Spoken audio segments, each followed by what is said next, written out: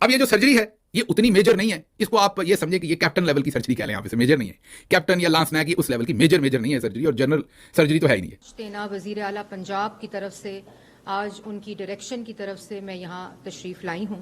یوتھیوں نے آج کے بعد اگر گالی دی تو اس کی دھولائی کریں گے، سابق وزیر اعلیٰ کا اعلان، بس یہاں سے اندازہ لگا لیں کون جھنجھلاہٹ کا شکار ہے۔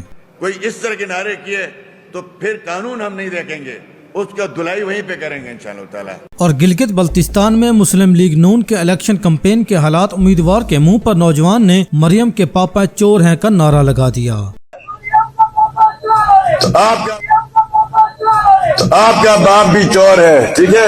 گلگت کا چیف الیکشن کمشنر راجہ شہباز خان سریام کہتا ہے، مجھے نوکری موجودہ نظام نے دی ہے، میں ان کا نمک کھا رہا ہوں اور میں نمک حلالی کروں گا، اور بے شک اب یہ نمک حلالی کر رہا ہے۔ ثبوت آپ کے سامنے ہے کہ وزیر اعظم کا کوارڈینیٹر اختیار ولی خان گلگت کمپین کے لیے پہنچا ہے تو اسے باقاعدہ پروٹوکول دیا گیا ہے، جبکہ پی ٹی آئی کی قیادت کو صبح بدر کر دیا جاتا ہے۔ مریم نواز وزیر اعلیٰ سرجری کے بعد باہر آئیں تو پہلا سوال مجھ سے پوچھا کہ کیا باہر صفائی ہو رہی ہے؟ میں یہاں ستھرا پنجاب کے ورکرز کو شاباش دینے کے لیے تشریف لائی ہوں۔ مریم اورنگزیب خود ہی خود کو پروٹوکول دیتے ہوئے۔ ویسے لپ سرجری کے بعد اس مصوفہ کے بھی بیڑے غرق ہو چکے ہیں۔ آپ مصوفہ کے اوپر والے ہونٹ کی حالت ملاحظہ فرمائیں، بیڑے ہی غرق ہو چکے ہیں۔ شہباز گل نے میگا سٹوری بریک کر دی ہے، مریم نانی کوئی سرجری نہیں ہوئی، جھوٹ بول رہی تھی، بس عمران خان کی کاپی کرنی تھی۔ کیپٹن صفدر کو بھی پتا تھا، اس لیے وہ گلگت بلتستان میں موجود رہے۔